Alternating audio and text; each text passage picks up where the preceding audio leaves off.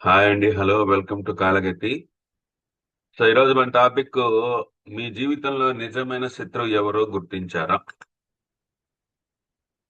So మనం మీకు శత్రువు ఎవరు అని అడిగితే ఎవరెవరో పేర్లు చెప్తూ ఉంటాం.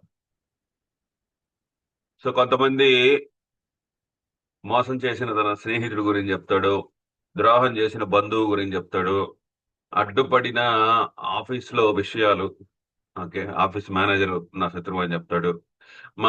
మన విజయాన్ని తట్టుకోలేక సమాజాన్ని శత్రువు అంటాడు.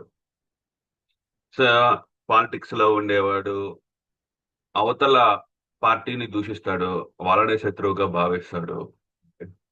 సో రిలేషన్షిప్ లో ఉండేవాళ్ళు వాళ్ళ వీళ్ళు వీళ్ళు ఎవరెవరో పేర్లు చెప్తా ఉంటారు. సో అసలు నిజమైన శత్రువు ఎవరు మీరు గుర్తించారు? ఇవన్నీ అసలు శత్రువులే కావు. వాళ్ళు కేవలం పావులు మాత్రమే. వాళ్ళని కదిలించే చెయ్యి ఇంకోటి ఉంది. అసలు శత్రువు బయట కాదు, లోపల ఉంది.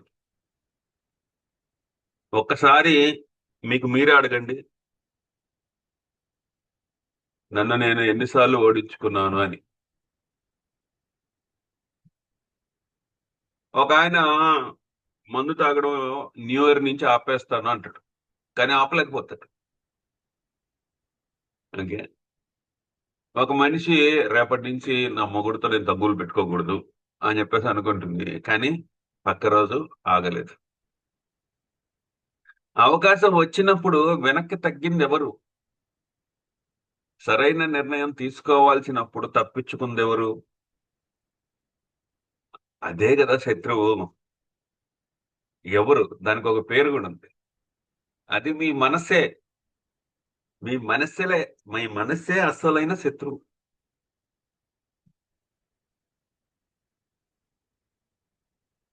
భగవద్గీతలో శ్రీకృష్ణుడు స్పష్టంగా చెప్పాడు, ఉద్ధరే ఉద్ధరే తదాత్మానం నత్మన మవ సాధయే ఆత్మైవ హ్యనో బంధు అథైర్వ పురాత్నమ అని ఒక పద్యం ఉంటుంది. నిన్ను నువ్వే పైకి తీసుకెళ్లగలవు, నిన్ను నువ్వే నాశనం చేసుకోగలవు, నీకు నువ్వే మిత్రుడివి, నీకు నువ్వే శత్రువువి అని చెప్పి క్లియర్ గా ఉంది దాంట్లో, భగవద్గీతలో. మనిషి ఎందుకు ఇంకా బయట శత్రువులను వెతుకుతున్నాడు?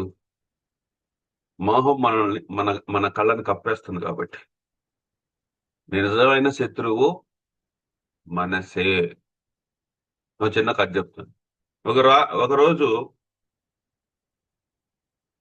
ఒక ఊర్లో ఒక రాజు ఉండేవాడు.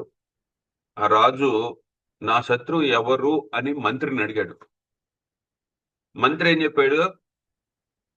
మీ చుట్టూ ఉండే రాజ్యాలే మీ శత్రువులు సార్, శత్రు రాజులు ఆ, అని చెప్పేసి వాళ్ళ మీద యుద్ధం చేయాలి సార్ అని చెప్పేసి చెప్పాడు.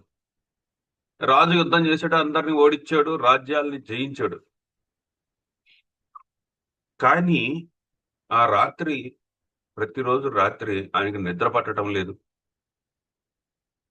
ఇంతమంది ఎక్కువయ్యారు కదా, ఇంతమంది ఒకటే రాజ్యం, ఇప్పుడు 5 రాజ్యాలు ఉన్నాయి చేతిలో. అనుమానం, భయము, మళ్ళీ ఎవరు రెబల్ అయ్యి మళ్ళీ దాడి చేస్తారేమో అని భయం, ఇంకా ఏదో అసంతృప్తి. రోజు రాజు నిద్రపోనీయకుండా చేస్తా ఉన్నాయి. ఒక రోజు ఒక సన్యాసి వచ్చాడు. సన్యాసి వస్తే ఆ సన్యాసిని అడిగాడు, ఎవరు నాకుండే శత్రువులు ఇంకెవరు అని. సన్యాసి ఏం చెప్పాడంటే, ఒక అద్దం తీసుకొచ్చి ఆ అద్దంలో ఆయన్నే చూపించాడు, నీ శత్రువు ఇతనే అని. రాజు కోపంతో అద్దాన్ని పగలగొట్టాడు. అప్పుడు సన్యాసి అన్నాడు, ఇక్కడ అద్దం కాదు పగిలేది, నువ్వు పగలగొట్టాల్సింది అద్దం కాదు, నీ మనస్సుని.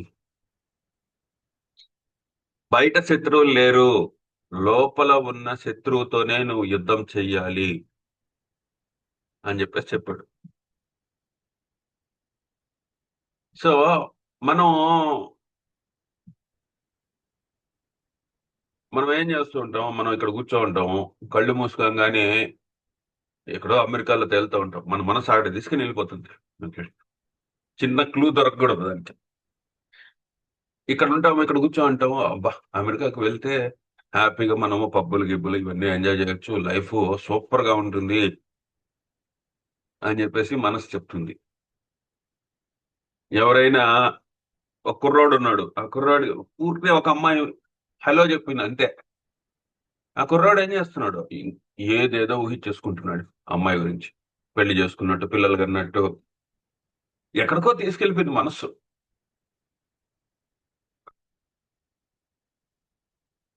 ఇంకొక అమ్మాయి ఉంది, ఆ అమ్మాయికి ఏదో పెళ్లి సంబంధాలు చూస్తూ ఉన్నారు, ఒక అబ్బాయి బాగా నచ్చాడు, ఇంకా సెట్ కాలేదు, అమ్మాయి ఏదేదో కలలు కనేస్తా ఉంది, ఆ అబ్బాయి మీద విపరీతమైన ఇన్ఫాక్చుయేషన్, ప్రేమ పెంచేసుకుంది. ఇదంతా చేసేది ఎవరు? మనసే. ఇప్పుడు నేనున్నాను, ఏదో ఫౌండేషన్, అలాగే రీసెర్చ్ ఫౌండేషన్ కట్టాలి, అది అలా ఉండాలి, ఇలా ఉండాలి, అక్కడ చెట్లు ఉండాలి, ఇక్కడ మొక్కలు ఉండాలి, ఆడ ఇల్లు ఉండాలి, నలుగురు వస్తే ఉండాలి, ధ్యానం చేస్తుంది ధ్యాన మందిరం కావాలి, ఆ ఆవులు ఉండాలి, గోశాలు ఉండాలి. మనసే అసలు ఎక్కడికో తీసుకెళ్లిపోతూ ఉంటుంది. బట్ పోరాడు కూడా పోరాడలేవు అనమాట.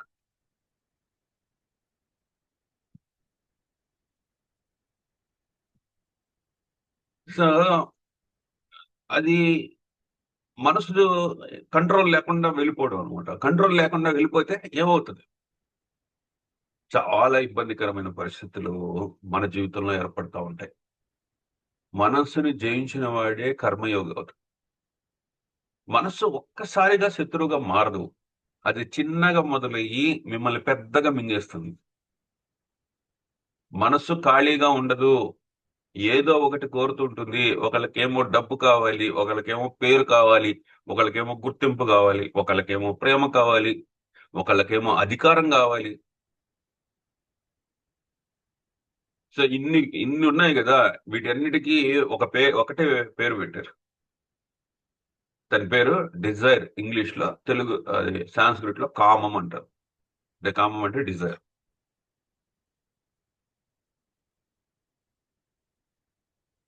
మనసు ఏం చేస్తుందంటే కోరికని పుట్టిస్తుంది. మనసు ఏం చేస్తుంది, అలా ఉంటే బాగుండు, ఇలా ఉంటే బాగుండు అని చెప్పి భగవద్గీత ఇలా చెప్తా ఉంది.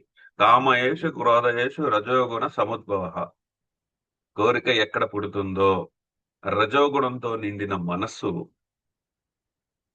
ఆ కోరిక మీద పరుగు పెడుతుంది.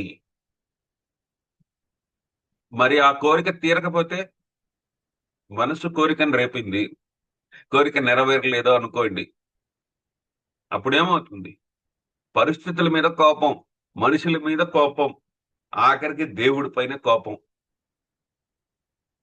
పరిస్థితులు తిడతారు, నా పరిస్థితికి ఇది కారణం, అది కారణం అని చెప్తా ఉంటారు, మనుషులను తిడతా ఉంటారు, ఆ నా నా పరిస్థితికి ఆ మనిషే కారణం, ఈ మనిషి కారణం, నా పిల్లలే కారణం, నా భర్తే కారణం. ఆఖరికి ఎవరు దొరకకపోతే దేవుడు ఇలా చేస్తాడు, దేవుడిని తిట్టాలి అని చెప్పి దేవుడిని కోపం. మనస్సు కోరికను పుట్టిస్తుంది, కోరిక తీరకపోతే కోపం వస్తుంది. కానీ ఏమిటంటే కోపము బయటికి వెళ్తున్నట్లు మనకు అనిపిస్తుంది, మనం బయట వాళ్ళ మీద కోపం చూపిస్తున్నట్టు మనకు అనిపిస్తుంది, కానీ అది లోపల మండుతుంది, మీ లోపల. కోరిక తీరకపోవడం పెద్ద సమస్య కాదు, కోరికకి బానిస కావడమే సమస్య. సరే, మనసు నుంచి కోరిక జనయించింది, కోరిక తీరకపోతే కోపం వస్తా ఉంది. మరి కోరిక తీరితే, మనం అనుకున్న కోరిక తీరింది అనుకోండి, ఇది చాలా మందికి అర్థం కాదు. తీరితే ఏమవుతుంది సార్, మంచి హ్యాపీ కదా అనుకోండి. కోరిక తీరింది అనుకోండి, ఆనందం రావాలి, శాంతి రావాలి.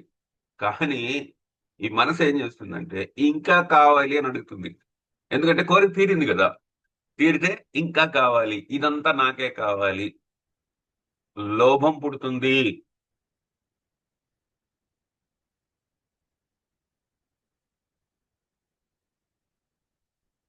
వ్యాస మహర్షి చెప్పాడు, ఏకో లోభ మహాగ్రహ లోభత్ పాపం ప్రవర్తతే. పాపానికి మూలం కోపం కాదు, లోభము. సో కోరిక తీరితే లోభం ఏర్పడుతుంది, ఇంకా కావాలి, అంతా నాకే కావాలి అని చెప్పి ఇతరుల దగ్గర ఉండేది కూడా లాక్కుంటా ఉంటాం. అన్ని పాపాలకి మూలము లోభం అని చెప్పేసి చెప్పాడు ఆయన. కోరిక ఒక వస్తువుకి మాత్రమే కాదు, ఒక వ్యక్తికి, ఒక స్థితికి, ఒక ఇమేజ్ కి అది మనసు పూర్తిగా కప్పేస్తూ ఉంటుంది. ఇది మోహం అంటాం దీన్ని. ఆ కోరిక మీద జనించేదే మోహం. ఇంగ్లీష్ లో ఇన్ఫాక్చుయేషన్ అంటాం. మోహంలో ఉన్నవాడికి ఆత్మ కనిపించదు. అసలు ఈయన ఎందుకు వచ్చాడు భూమి మీదకి, ఏం పని పూర్తి చేసుకుని వెళ్ళాలి అనేది మర్చిపోతాడు.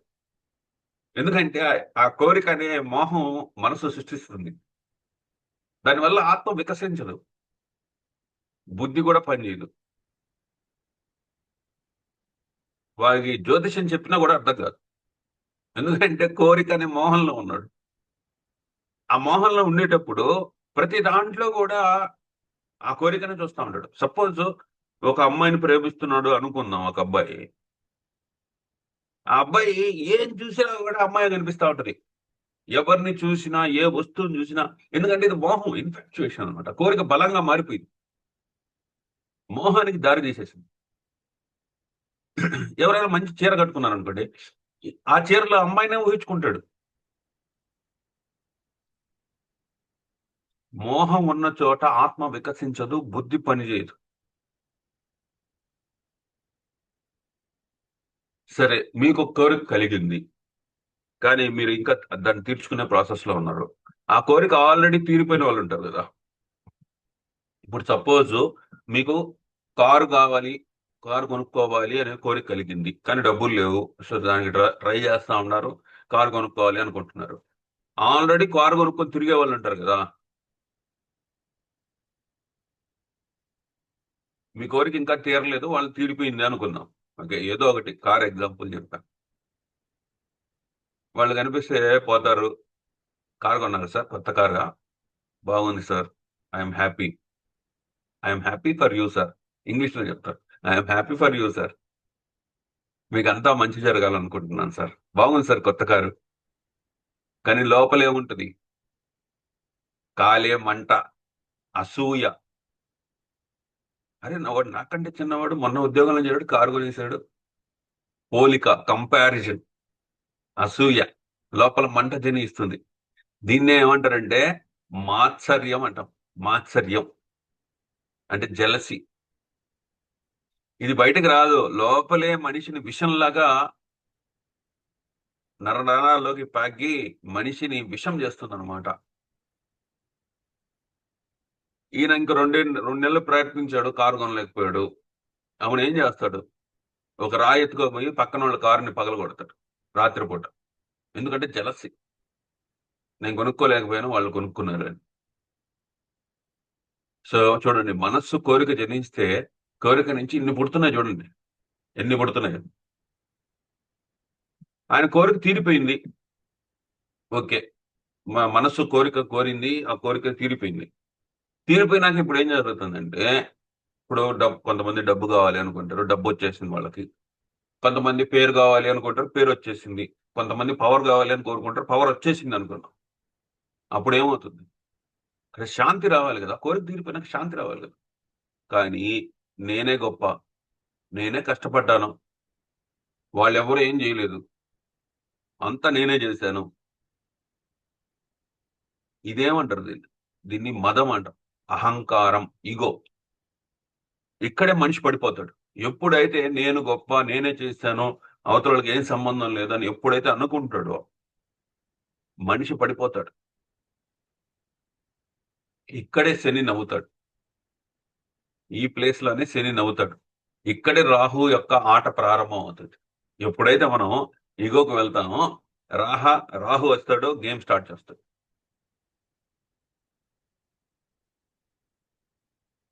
సో మనసు ఒక కోరిక కోరితే ఆ కోరిక నుంచి అరిషడ్ వర్గాలు పుడుతున్నాయి. కామ, క్రోధ, లోభ, మోహ, మద, మాత్సర్యాలన్నీ పుడుతున్నాయి. పుడితే ఏమైంది సార్? సో దీన్నే కాలచక్రం నడిపిస్తుంది. ఈ అరిషడ్ వర్గాలే కాలచక్రాన్ని నడిపిస్తాయి. మీరు బయటపడలేక జన్మ తర్వాత జన్మ, జన్మ తర్వాత జన్మ, జన్మ తర్వాత జన్మ, ఈ కాలచక్రం నుంచి బయటపడలేక మీరు ఇంకో జన్మ తీసుకుంటారు, ఇంకో జన్మ తీసుకుంటారు, ముక్తికి మోక్షానికి దూరంగా మారిపోతారు. మనస్సు నుంచి కోరిక జనిస్తుంది, కోరిక నుంచి కోపము, లోభము, మోహము, మదము, మాత్సర్యము ఇన్ని జనిస్తున్నాయి. మళ్ళీ మళ్ళీ అవన్నీ కూడా మనసులోకి వస్తున్నాయి. ఇది ఆగితేనే కదా కర్మ తగ్గుతుంది. ఇది ఆగితేనే కదా జీవితం ముందరకెళ్తుంది. రాహు కోరికలు పెంచేస్తాడు. ఆ మనసు, చంద్రుడు మనస్సు. ఓకే, అతి పెద్ద శత్రువు చంద్రుడే. మనం అందరం అనుకుంటాం శని పెద్ద శత్రువు అని, రాహు పెద్ద శత్రువు అని. చంద్రుడే పెద్ద శత్రువు. సో ఎందుకంటే ఆత్మని రథంలో కూర్చోబెట్టుకొని, అంటే కారులో కూర్చోబెట్టుకొని డ్రైవ్ చేసేది మనస్సే, అంటే చంద్రుడే. చంద్రుడు ఎట్టంటే అట్లా తీసుకోబోతాడు. మీ జాతకంలో చంద్ర నక్షత్రం చూసుకోండి. ఆ ప్యాటర్న్ ప్రకారం మీరు వెళ్తానే ఉంటారు, తీసుకెళ్తానే ఉంటాడు.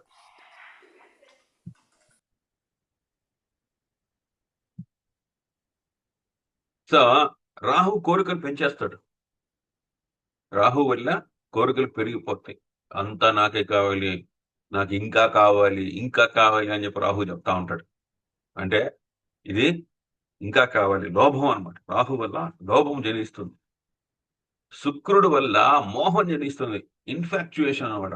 అలా ఉంటే నాకు బాగుంటుంది కదా, ఇలా ఉంటే బాగుంటుంది కదా, ఇవన్నీ నా దగ్గర ఉంటే బాగుంటాయి కదా, మోహం ఏం చేస్తా ఉంటాడు. కుజుడు క్రోధాన్ని పెంచుతాడు, అది దక్కకపోతే కోపాన్ని బయటికి తీసుకొస్తాడు. బుధుడు తెలివితేటలు ఉపయోగిస్తాడు, ఆ కోరికని చేజిక్కించుకోవాలని తెలివితేటలు ప్రదర్శిస్తాడు. దక్కితే అహం పెరుగుతుంది, ఆ కోరిక తీరితే అహం పెరుగుతుంది, తిరగకపోతే అసూయ పెరుగుతుంది. సో మనం అందరం తిట్టుకునే శని ఏం చేస్తాడు, వీటిలన్నింటినీ కూడా స్టాప్ చేపిస్తాడు మన చేత. శని మనం తిట్టుకుంటాం కదా అందరం, శని చేసే పని ఏంటంటే వీటి నుంచి దూరం చేయడం మనసుని. నువ్వు చాలరా బాబు, నువ్వు మరి ఓవర్ చేస్తున్నావు అని చెప్పి లాక్కొని వస్తా ఉంటాడు. కేతు ఏం చేస్తాడు, మనం అందరం కేతు ఉండే దగ్గరికి అట్లా ఎదగాలి, ఏంది ఇది అనుకుంటా ఉంటాం. కేతు నిజంగా విరక్తి వైరాగ్యాన్ని ఇస్తాడు. ఎంతో మంచిది. ఆధ్యాత్మిక యాంగిల్లో కేతువుని మేము ఎక్కువ పూజిస్తాం అనమాట. విరక్తి వైరాగ్యాన్ని ఇస్తాడు, అన్ని మనకు వద్దులే అని చెప్పి. ఇవన్నీ ఎన్నో చూసినాం, ఇవన్నీ మనకు వద్దులే అని చెప్పేసి కేతు అంటాడు. కొన్ని విషయాలు మన మనసు ఎంత నొప్పించినా తట్టుకోవాలి. ఎందుకంటే ప్రతి ఒక్కరికి చెప్పుకునే హక్కు ఉండదు. మనసులోనే మింగేస్తూ ఉంటారు వాళ్ళ కోరికల్ని.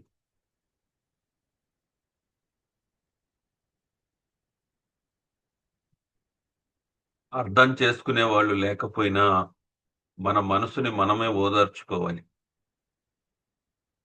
మనసు చిన్నపిల్లవాడు అనుకోండి, మనల్ని మనమే ఓదార్చుకోవాలి, మన మనసుని మనమే ఓదార్చుకోవాలి. గతం గురించి ఆలోచించే కొద్దీ నీకు కలిగేది భయం, బాధ. గతం గురించి ఆలోచించే కొద్దీ నీకు కలిగేది బాధ. భవిష్యత్తు గురించి ఆలోచించే కొద్దీ నీకు కలిగేది భయం. వర్తమానంలో జీవిస్తే నీకు కలిగేది ఆనందం.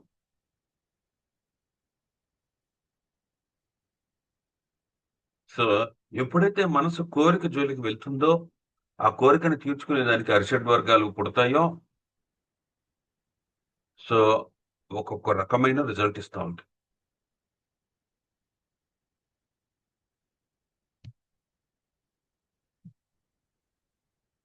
ఒక సాధువు అడవిలో ధ్యానం చేసుకుంటూ ఉన్నాడు. ఆయన ధ్యానం చేసిన ఆయనకి ఏం లేవు అసలు.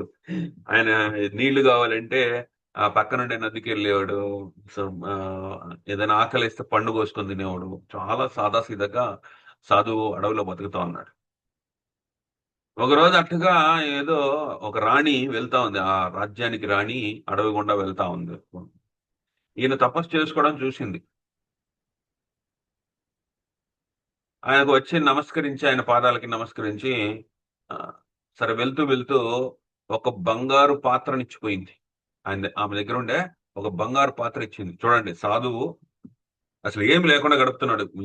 ఆయనకి ఇల్లు లేదు, ఒక నీళ్లు లేవు, ఆ, అన్నం లేదు, ఏం లేదు, అడవిలో బతుకుతా ఉన్నాడు. ఒక రాణి వచ్చి బంగారు పాత్ర ఇచ్చిపోయింది. సాధువు ఏమన్నాడంటే, నాకేం అవసరం లేదు, ఇది వద్దండి నాకు అని చెప్పేసి అన్నాడు. పైకి చెప్పాడు నాకు వద్దండి అని, కానీ మనసు ఏం చెప్తుంది, తీసుకో, తీసుకో, రేపు అవసరం పడొచ్చేమో, తీసుకో తీసుకో అన్నాడు మనసు. సాధువు అప్పటిదాకా తన మనసుని ధ్యానం మీద, భగవంతుడి మీద మనసును పెట్టి ఉండేవాడు. ఒకసారి రాణి వచ్చేసరికి ఆ బంగారు పాత్ర మీద మారింది. సరే తీసుకున్నాడు.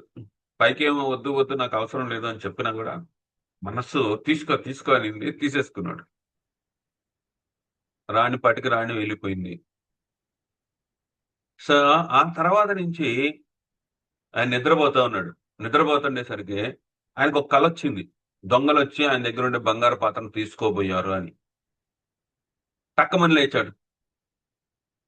లేచి ఆ పాత్ర ఉందో లేదో చూసుకున్నాడు. ఆ తర్వాత నిద్ర పట్టలేదు. మళ్ళీ పాత్రను లోపల పెట్టాడు, మళ్ళీ నిద్రపోయాడు.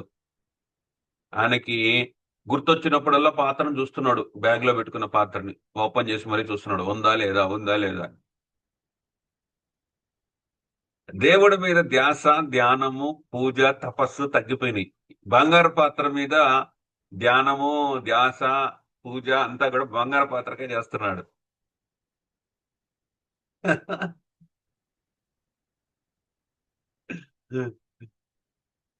ఇక్కడ బంగారం ఆ ఆ సాధువుని కంట్రోల్ చేసింది అనుకుంటున్నారా మీరు? కదా, పప్పులో కాలేసినట్టు. బంగారం కాదు ఆ సాధువుని కంట్రోల్ చేసింది, మనస్సు బంగారపు పాత్ర మీద మోహాన్ని ఏర్పాటు చేసి ఆ సాధువుని దేవుడి దగ్గర నుంచి బంగారు పాత్ర వైపు టర్న్ చేసింది. ఇక్కడ శత్రువు ఎవరు? మీ మనస్సే.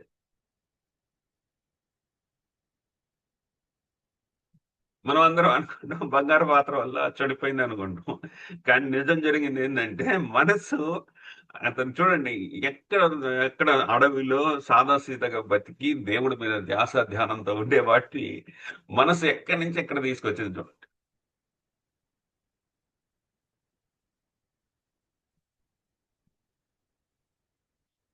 సో మనసు కోరికను రేపుతుంది. కోరిక నుంచి కామ, క్రోధ, లోభ, మోహ, మదమాశ్చర్యాలు బయటకు వస్తాయి.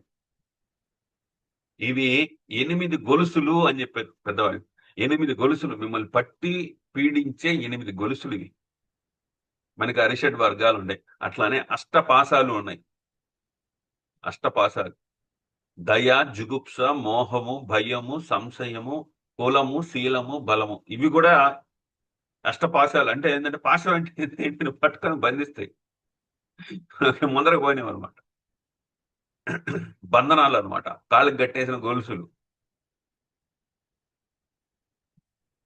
దాంట్లో దయ కూడా చెప్పాడు చూడండి. అష్టపాశాల్లో దయ, జిగుప్స, మోహము, భయము, సంశయము, కులము, శీలము, బలం.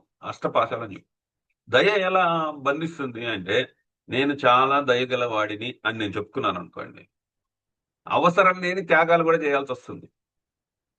అవసరం లేని త్యాగాలు అనవసరం అనమాట అవి. నువ్వు దయగలగా వాడివి అని నిరూపించుకునేదానికి అనవసరమైన త్యాగాలు.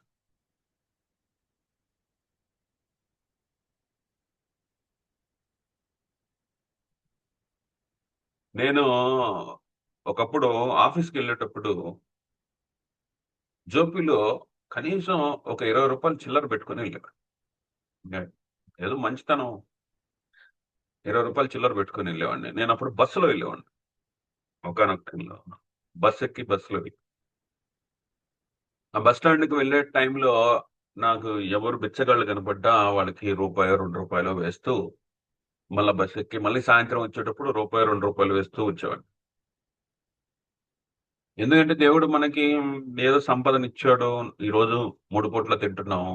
దాంట్లో రూపాయి, రూ. 2 ఒక రూ. 20 దానం చేస్తే రోజుకి ఏమవుతుంది అనుకునేవాడిని. సరే అంతటితో ఆగొచ్చు కదా! అంతటితో ఆగలేదు. రూ. 2కి ఏమొస్తదిలే అని చెప్పి ఈసారి దాన్ని కొద్దిగా సాలరీ పెరిగింది. రూ. 50 చేసుకున్నాం. రూ. 50 చిల్లర. చిల్లర లేకపోతే చూడండి నేనేం చేసేవాడినంటే పోస్ట్ ఆఫీస్‌కో ఎక్కడికో పోయేవాడిని. బ్యాంకోడి దగ్గర పోయి, బడ్డీ కొట్టోడి దగ్గర పోయి చిల్లర తీసుకునేవాడిని. తీసుకొని దారిలో కనిపించిన వాళ్ళకంతా ఇస్తూ వెళ్ళాను. ఎందుకంటే నేను దయగల వాడిని అని నేను అనుకునేదానికి నా మనస్సు ప్రయత్నం చేస్తా ఉంది. సరే ఒకరోజు ఏమైందంటే నాకు ఆ రోజు ఆఫీస్‌లో లేట్ అయిందండి. రోజు 6:30కి వచ్చేవాడిని. ఆ రోజు నాకు 9 అయిందండి. అక్కడే ఆఫీస్‌లోనే 9 అయిపోయింది. సో 9 గంటలకు బస్ ఎక్కి వచ్చాను. దిగాను. నేనైతే ఎవరికైతే నేను ఇప్పుడు రోజు మనం దానం చేస్తుంటే వాళ్ళ మొహాలు గుర్తుంటాయి కదా! నేను ఎవరికైతే నేను దానం చేశానో వాళ్ళు మందు షాపు ముందర నేనిచ్చిన డబ్బులతో మందు కొనుక్కొని తాగుతున్నారు.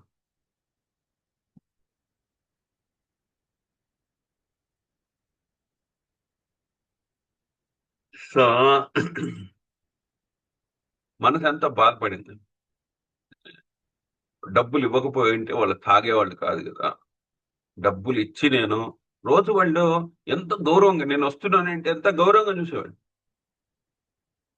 నేను డబ్బులిస్తున్నానంటే ఎంత గౌరవంగా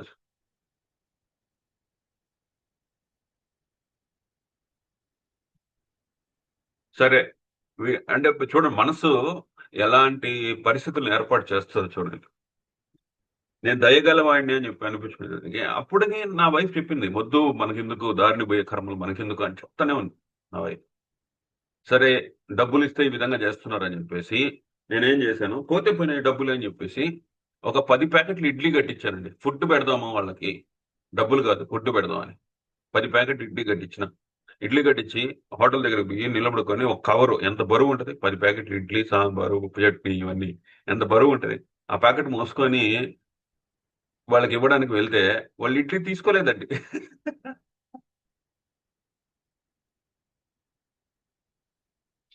మాకు ఇడ్లీ వద్దు డబ్బులు కావాలి. ఇడ్లీ వద్దు డబ్బులు కావాలి అన్నారు.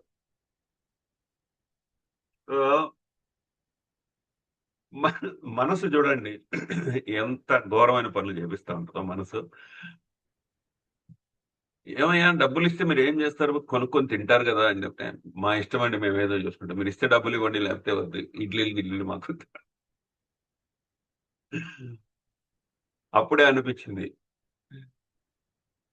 సో, కొంతమందికి రియలైజేషన్ ఉంటది. కొంతమందికి రియలైజేషన్ ఉండదు. పెద్ద పట్టించుకోరు ఇయన్నీ. ఓకే. సో, నేను ఆ రోజు ఆఫీస్ నుంచి లేట్‌గా వచ్చేటప్పుడు వాళ్ళు నాకు కనపడకపోతే పెద్దగా పట్టించుకునేవాడిని కాదు. రోజు డబ్బులిచ్చుకుంటూ పోయేవాడిని. ఓకే. అంతా దేవుడే చూసుకునేవాడు. నేను ఆ రోజు చూసాను నా కర్మగాలి. సో, దాంట్లో ఒక రియలైజేషన్ వచ్చింది. గాయం చేసిన కాలమే సహాయం గూడా జేస్తుంది. గాయం చేసిన కాలమే సహాయం గూడా జేస్తుంది. కొద్దిగా ఓర్పు పట్టాలి. ప్రతిదానికి ఒక సొల్యూషన్ గావాలి. సో, కర్మ అనేది దేవుడేదైతే సెట్ చేసాడో ఆ కర్మ ప్రకారం జరగాలి. అది మీరు దయ చూపించినా, ఇంకోళ్ళు సహాయం చేసినా, ఏం చేసినా గూడా దాన్ని మార్చలేమనమాట.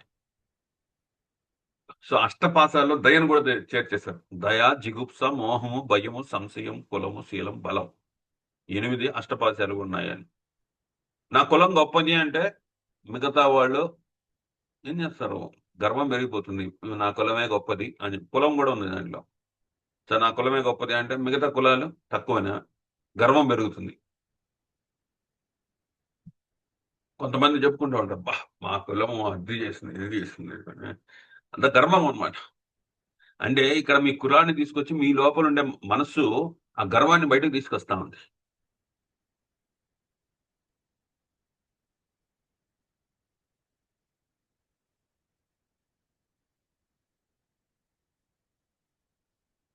సో, ఒ ఒ ఒక అమ్మాయి ఉంటది. నేను శీలవతిని అని చెప్పేసి. అంటే ఏంది? మిగతా వీళ్ళందరూ కాదా? సో దాన్ని సపరేట్ గా చెప్పుకోవాల్సిన అవసరం ఏముంది? ఇవన్నీ అష్టపాసాలు. ఇవన్నిటిని నడిపేది ఎవరు? మనసే. ఆ మనసునే మనం కంట్రోల్ చేయాలి. ఇప్పుడు జాగ్రత్తగా వినండి. శని మీ శత్రువు కాదు. కేతువు మీ శత్రువు కాదు. అసలు గ్రహాలన్నీ మీ శత్రువులు కాదు. వాళ్ళు కర్మ సూచికలకు మాత్రమే. శని అంటే మీ గత జన్మ కర్మకు రిమైండర్. రాహు అంటే మీ తీరని కోరికలకి ప్రతిబింబం. కేతు అంటే మీ విరక్తి కాని అర్థం కాని స్థితికి తీసుకెళ్లే కేతువు. ఇవన్నీ కర్మ సూచికలు అంటే ఐడెంటిఫికేషన్ చేసుకునేదానికి గ్రహాలు. వాటిని ఎలా అనుభవిస్తారు? ఇంప్లిమెంటేషన్ చేసేది ఎవరు? మనసే. ఇప్పుడు శని బాధ పెడితే బాధపడేది ఎవరు? మనసే. మనసునే బాధ పెడతాడు శని. రాహు కోరికలు ఎక్కువ చేస్తే అవి వాటిని అనుభవించేది ఎవరు? మనసే. సో అన్నిటికీ మూలం మీరు మ్యాప్ చేసుకుంటే అన్ని చంద్రుడే కారణం. సో మనసు బాగుంటే శని దశ వచ్చింది అనుకోండి, అతను మహర్షి అవ్వచ్చు. అదే మనసు బాగాలేదనుకోండి, ఆ శని మహర్దశే ఇతనికి ఒక మద్యం బాటిల్ ఇచ్చి రోడ్డు మీద కూర్చోబెడుతుంది. ఎందుకంటే జీవితంలో పోరాడలేడు, కష్టాలు తట్టుకోలేడు. తట్టుకోలేకపోతే మనిషి ఏం చేస్తాడు? ఈ ప్రపంచం నుంచి స్కిప్ అవ్వాలని చూస్తూ ఉంటాడు. మనిషికి కష్టాలు వస్తే కష్టాలు తట్టుకోలేకపోతే మనసు ఏం చెప్తుంది? పోయేసి ఒక బాటిల్ కొనుక్కొని తాగేసి అంట, లేదా సూసైడ్ చేసుకో అంట, లేదా ఇంకోటి ఏదో చెప్తుంది. అంటే ఏంది ఇక్కడ? మీరు కష్టపడుతున్నా, మీరు ఈగో చూపిస్తున్నా, మీరు మోహాన్ని చూపిస్తున్నా, సుఖాన్ని పొందుతున్నా, మీరు పొందుతున్నారు అనుకుంటారు కాదు. మీ మనసు పొందుతా ఉంది.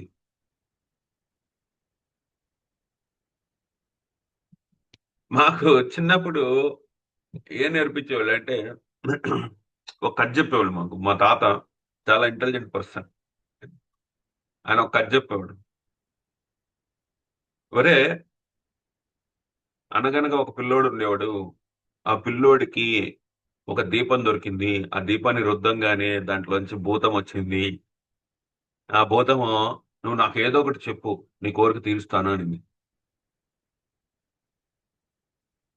నువ్వు చెప్పకపోతే నేను నిన్ను తినేస్తాను అని. నువ్వు ఏదో కోరిక చెప్పు నువ్వు. ఓకే, ఆ కోరిక తీరుస్తా. నువ్వు చెప్పకపోతే నిన్నే తినేస్తాను అని చెప్పింది. సరే, ఆ పిల్లోడు ఏం చేశాడు? సరే, నాకు ఒక మంచి ఇల్లు కావాలి, మా అమ్మ నాన్న అందరితో కలిసి ఉండేదానికి మంచి ఇల్లు కావాలి అన్నాడు. ధడేల్, ఒక్క నిమిషంలో క్రియేట్ చేసేసి. సరే, నాకు డబ్బులు కావాలి అన్నాడు. ధడేల్, ఒక్క నిమిషంలో అయిపోయింది. నాకు మంచి కారు కావాలి. ధడేల్, ఒక్క నిమిషంలో ఇచ్చేసింది. ఇంకా చెప్పు చెప్పు, చెప్పకపోతే నేను మింగేస్తా, చెప్పకపోతే నేను మింగేస్తా. పాపం ఆయన దగ్గర ఉండే అన్ని కోరికలు కోరాడు, అన్ని ధడేలు ధడేలు ఇచ్చేస్తూనే ఉంది. ఇంకా చెప్పు, ఇంకా చెప్పు. కోరికలన్నీ అయిపోయినాయి. చెప్పు చెప్పు అంటుంది భూతం. ఇంకేమున్నాయి చెప్పడానికి? నా దగ్గర ఇంకేం కోరికలు లేవు. అయితే నేను తినేస్తా, నేను తినేస్తా. కోరికలు చెప్పు, నీ కోరిక ఏం చెప్పు చెప్పు అంటాను. అప్పుడు ఏం చేయాలో అర్థం కాలే. చిన్నపిల్లాడు కదా. పరిగెత్తాడు పరిగెత్తాడు, పోయి ఒక గురువుని ఆశ్రయం పొందాడు. గురువు గారు, ఇలా ఒక దీపం దొరికింది నాకు. ఆ దీపాన్ని రుద్దంగానే భూతం వచ్చింది. భూతం కోరికలు కోరుకోమంటా ఉంది. కోరికలన్నీ కోరుకోకపోతే మింగేస్తానంటా ఉంది. కోరికలన్నీ కోరుకున్నా, కానీ అది అన్ని నిమిషాల్లో ఇచ్చేస్తా ఉంది. నేను ఏం చేయాలో అర్థం కావట్లే. అప్పుడు ఆ గురువు నవ్వాడు. సరే, తీసుకొని రా నీ భూతాన్ని, ఇక్కడికి తీసుకురా అన్నాడు. తీసుకొచ్చాడు భూతాన్ని. పద గురువు గారి దగ్గర పద. అప్పుడు ఒక కర్ర ఇచ్చాడు గురువు గారు. ఒక కర్ర ఇచ్చి, సరే నీ కోరిక చెప్పు, నీ కోరిక చెప్పు అని. సరే, ఈ కర్ర మీదకి ఎక్కు. సరే, ఆ కర్ర నిలబెట్టి కర్ర మీదకి ఎక్కింది భూతం. ఆ తర్వాత ఏం చెప్పు? కర్ర దిగు. కర్ర దిగింది. మళ్ళీ ఏం చెప్పు? కర్ర ఎక్కు. కర్ర దిగు. కర్రెక్కు కర్రెక్కు కర్రెక్కు కర్రె ఇదే నా కోరిక. తిరిగింది తిరిగింది తిరిగింది అలసిపోయింది. బాబు ఇంకా నాకు చాలు, నా వల్ల కాదు, నువ్వు అడిగినప్పుడే నీ కోరిక తీరుస్తలే అని చెప్పి గమ్ముగా ఒక మూల కూర్చుంది పోయి గురువు గారిని నవ్వాడు. ఈ కథ చెప్పేవాడు మా తాత. ఇక్కడ కథ బాగానే ఉంది కదా. అర్థం ఏంటంటే ఆ భూతం ఎవరు తెలుసా? మీ మనస్సే. ఆ భూతం ఏంటంటే మీ మనస్సే. మీరే రుద్దింది దాన్ని, అది బయటకు వచ్చేసింది భూతము. సో మీకు లెక్కలేనన్ని కోరికలు కలుగజేస్తూ ఉంటది. దాన్ని ఏం చేయాలి? కర్రెక్కమనాలి, కర్ర దిగమనాలి, కర్రెక్కమనాలి, కర్ర దిగమనాలి. అంటే ఏం చేయాలి? కుదురుగా దాన్ని కూర్చోబెట్టడానికి ధ్యానం చేయాలి. మీ మనస్సుని ట్రైనింగ్ చేయాలి. అందుకనే పెద్దవాళ్ళు మనకి ధ్యానము, యోగము, శిక్ష ఇవన్నీ కూడా మనకి ప్రవేశపెట్టారు. అంటే దేవుడి మీద నుంచి డైవర్ట్ చేసే విషయాలన్నింటినీ కంట్రోల్ చేయడానికి మనకి మెడిటేషను ఇవన్నీ ఎందుకు వచ్చినాయి? ఇవన్నీ ఆ భూతాన్ని కంట్రోల్ చేయడానికి, పైకి కిందకి ఎక్కించడానికే.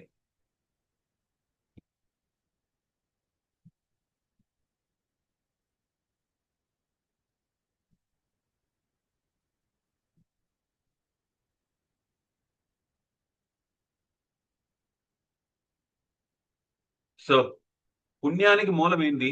పుణ్యానికి మూలమైంది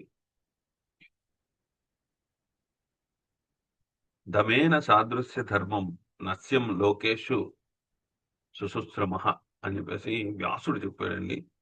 సో అంటే ఏంటంటే దీని అర్థం, ఇంత పెద్ద శ్లోకాన్ని మనం గుర్తుపెట్టుకోవాల్సిన అవసరం లేదు. ఇంద్రియ నిగ్రహం కావాలి నీకు. మనసుని నిగ్రహించే శక్తి కావాలి. ఆ మనసుని నిగ్రహించే శక్తి, మనసుకు ఒక దారి చూపించాలి. అయితే దారి చూ దారి లేని మనస్సు బీభత్సం చేస్తుంది నీ జీవితాన్ని. దానికి ఒక దారి చూపించాలి, ఒక గైడెన్స్ కావాలి. ఇక్కడే గురువు వస్తాడు. మన జ్యోతిష్యంలో గురువు ఏం చేస్తాడు? What is right, what is wrong అని చెప్పి ఒక డైరెక్షన్ ఇస్తాడు. మీ చార్ట్ లో గురువు ఎక్కడ ఉన్నాడు, అక్కడ డైరెక్షన్ దొరుకుతుంది మీకు. డైరెక్షన్ మీకు గా దొరికేది మీ మనసుకు దొరుకుతుంది.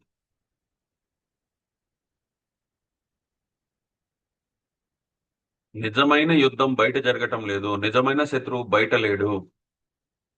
మనకేం చెప్పారు? తన కోపమే తన శత్రువు, తన శాంతమే తనకు రక్ష, తన సంతోషమే స్వర్గము, తన దుఃఖమే నరకము అని చెప్పారు. మీ మనసు, మీ మనసే మీ స్పందన కలగజేస్తుంది. ఆ మనసును కంట్రోల్ చూసుకోవాలి. నేను ఈరోజు ఏదో ఒక సొల్యూషన్ ఇవ్వడానికో, లేకపోతే ఒక పద్ధతి చెప్పడానికో, లేకపోతే ఒక టెక్నిక్ మీకు చెప్పడానికో నేను రాలేదు ఈరోజు. మిమ్మల్ని తాళం చెవి దగ్గరకు తీసుకెళ్తున్నా. ఆ తాళం పెట్టి ఓపెన్ చేయాల్సింది మీరే. ఎందుకంటే నిజమైన మార్పు, లోతైన కర్మ మీద అవగాహన, గ్రహము, మనస్సు, ఆత్మ ఇవి చేసే మాయ అనేది మీరు జ్యోతిష్యం నేర్చుకుంటేనే వస్తుంది. ఇది సాధారణ జ్ఞానం కాదు. ఈ రోజు మీకు జ్యోతిష్యం మీద ఇంట్రెస్ట్ పుట్టింది, జ్యోతిష్యం క్లాస్కి రావాలి అని మీకు మీ మనసు చెప్పింది అంటే మీరు ఎన్నో చేయొచ్చండి. ఈ టైంలో, ఈ మార్నింగ్ టైంలో మీకు ఎన్నో పనులు ఉంటాయి. నాకు తెలుసు అది. ఎందుకంటే నేను సంసార జీవితంలోనే ఉన్నాను కాబట్టి నాకు తెలుసు ఎన్నో పనులు ఉంటాయి మీకు. వాళ్ళకి టిఫిన్ చేసి పెట్టాలి, లేడీస్కి అయితే వాళ్ళకి క్యారేజ్ బాక్సులు సర్దాలి, వాళ్ళని స్కూల్కి పంపించాలి, ఇన్ని ఆఫీస్కి పంపించాలి. మగవాళ్ళకైతే ఉదయాన్నే తల్లిదండ్రులతో మాట్లాడాలి, వాళ్ళతో ఫోన్ చేయాలి, ఇంట్లో పాలు తీసుకురావాలి, కూరగాయలు తీసుకురావాలి, బయట విషయాలన్నీ చక్కబెట్టాలి. ఉదయాన్నే టైం కుదురుతుంది, ఆఫీస్కి వెళ్ళే లోపల చేయాలి ఇవన్నీ. కానీ మీరు ఈ సెషన్కి వచ్చారు అంటే ఏంది? మీ మనస్సు దీని మీద ఆకర్షణ చూపించింది. ఒక మంచి దారిలో వెళ్ళాలి అనుకుంటుంది మీ మనస్సు. జ్యోతిష్యం నేర్చుకోండి. జ్యోతిష్యం కావాలి, ప్రతి ఒక్కరికి అవసరం. లేకపోతే మీ భూతం మిమ్మల్ని మింగేస్తుంది. జ్యోతిష్యం నేర్చుకుంటేనే మీరు భూతాన్ని కర్రెక్కమని, కర్ర దిగమని చెప్పగలుగుతారు. మనసు కంట్రోల్ చేసుకునే శక్తి వస్తుంది. మీ జీవితానికి ఒక క్లారిటీ వస్తుంది. కాలగతి అనేది ఒక లోతైన మార్గము. మిమ్మల్ని ఆ లోతుల్లోకి తీసుకెళ్లి నిజాన్ని చూపిస్తుంది. పైన పైన మెరుగులు కాదు. లోపలికి వెళ్ళి చూడాలి మనము. ఎందుకంటే కాలగతి ఏం చెప్తోంది? శత్రువు బయట లేడు, లోపల ఉన్నాడు అని చెప్తా ఉంది. లోపల మీరు లోపల చూసుకునే ధైర్యాన్ని కల్పిస్తా ఉంది. ఇన్ని రోజులు మీరు భయపడి లోపల చూసుకోలేదు మీరు. కానీ కాలగతి ఏం చెప్తా ఉంది? ధైర్యం ఉంది. ధైర్యంతోనే లోపల ఉండే మనిషిని చూడు, ఆ మనసుని చూడు అని చెప్తా ఉంది. మీ జీవితంలో జరిగిన ప్రతి ద్రోహము, మీకు జరిగిన ప్రతి నష్టము, మీకు జరిగిన ప్రతి ఆలస్యము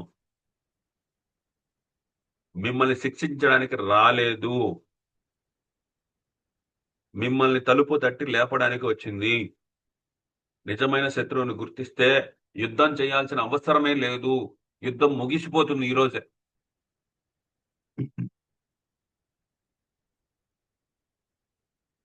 జీవితంతో మీరు యుద్ధం చేయాల్సిన అవసరం లేదు. జీవితం మీకు ఒక మిత్రుడు అవుతుంది. జీవితం మొదలవుతుంది ఇక్కడి నుంచే.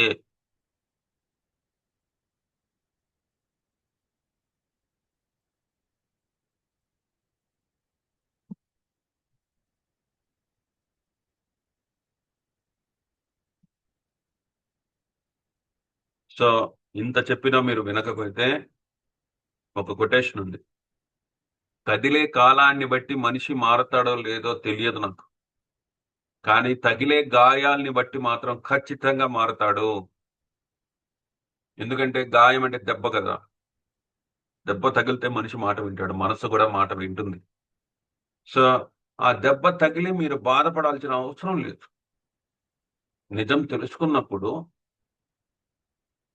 యుద్ధం చేయాల్సిన అవసరం లేదు. యుద్ధం చేస్తేనే కదా గాయాలు జరుగుతాయి. యుద్ధం చేయకుండా మనం ఆపేస్తే గాయాలు ఎందుకు తగులుతాయి? కొన్ని విషయాలు మన మనసుని పీల్చి పిండి చేస్తాయి, అయినా తట్టుకోవాల్సిందే. ఎందుకంటే ప్రతిసారి మనం బాధను చెప్పుకునే హక్కు మనకు ఉండదు. మనం మింగేస్తూ ఉంటాం బాధని. ఏమ్మా ఎలా ఉన్నారు అంటే అంత బాగుందండి. ఏం బాగుంది? లోపల ఏడుస్తూనే ఉంటారు. ఎందుకంటే వాళ్ళు యుద్ధం చేస్తున్నారు, యుద్ధంలో ఓడిపోతున్నారు. అసలు యుద్ధమే చెయ్యొద్దని నేను చెప్తున్నాను. అర్థం చేసుకునే వాళ్ళు లేకపోయినా మనసుని మనమే ఓదార్చుకోవాలి. ఎందుకంటే చివరికి మనకు మనమే మిగులుతాం. మీ మనసుని మీరే ఓదార్చుకోవాల్సి వస్తుంది. కొన్నిసార్లు కొంతమంది గురువు కూడా దొరకడు. గతం గురించి ఎక్కువ ఆలోచిస్తే నీకు మిగిలేది పశ్చాత్తాపమే. మనసుని గతం వైపు మళ్లించొద్దు. భవిష్యత్తు గురించి ఎక్కువ ఆలోచిస్తే నీకు పుట్టేది భయమే. సో భవిష్యత్తు కూడా, మనసుని భవిష్యత్తులో కూడా తీసుకోబోద్దు. ఈ రోజు నీ చేతిలో ఏముంది దాన్ని అనుభవించు మనసు పెట్టి.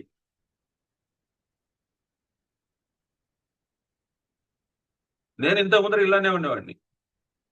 భార్య దగ్గరుంటే అమ్మ గురించి ఆలోచించేవాడిని, అమ్మ దగ్గరుంటే భార్య గురించి ఆలోచించేవాడిని. కానీ చేయాల్సింది ఏంటి? అమ్మ దగ్గరుంటే అమ్మ గురించి ఆలోచించాలా, భార్య దగ్గరుంటే భార్య గురించి ఆలోచించాలా. రివర్స్ చేసేవాడిని. నాకేది అర్థమయ్యేది కాదు. అమ్మ దగ్గరేమో భార్య గురించి చెప్పేవాడిని, భార్య దగ్గరేమో అమ్మ గురించి చెప్పేవాడిని. ఇద్దరు కొట్టుకునేవాళ్ళు. మిస్టేక్ ఎవరిది? అమ్మది భార్యది కాదు, నాదే మిస్టేక్.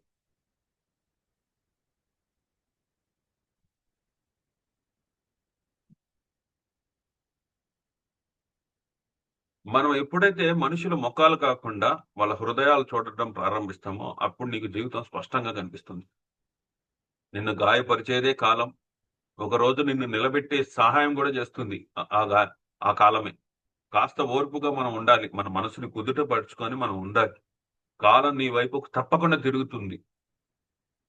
నేను భరోసా ఇస్తున్నా. మీకు మీ మీద నమ్మకం లేకపోయినా నేను భరోసా ఇస్తున్నాను. మీరు మీ మనసుని కంట్రోల్ చేయండి. కాలం మీ వైపు తిరుగుతుంది. చెప్పినా వినకపోతే కదిలే కాలాన్ని బట్టి మనిషి మారుతాడో లేదో తెలియదు, కానీ తగిలే గాయాల్ని బట్టి మాత్రం ఖచ్చితంగా మనిషి మారుతాడు. అందరూ అర్థం చేసుకోవాల్సిన అవసరం లేదు. నువ్వు నువ్వు స్థిరంగా నిలబడితే చాలు. నీ మనసుని కంట్రోల్ చేసుకుంటే చాలు.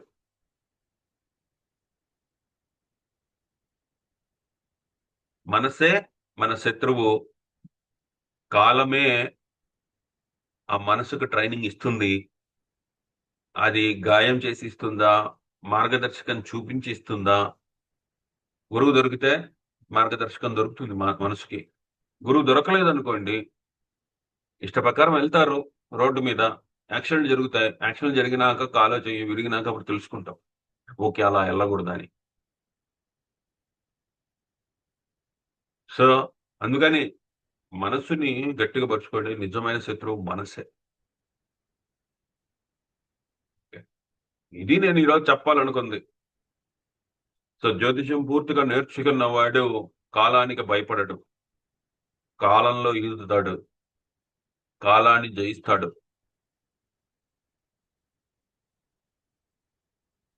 దానికి మీరు చేయాల్సింది ఏంది? జ్యోతిష్యం మీద మీకు ఇంట్రెస్ట్ వచ్చింది, ఈరోజు ఇంతమంది వచ్చారు.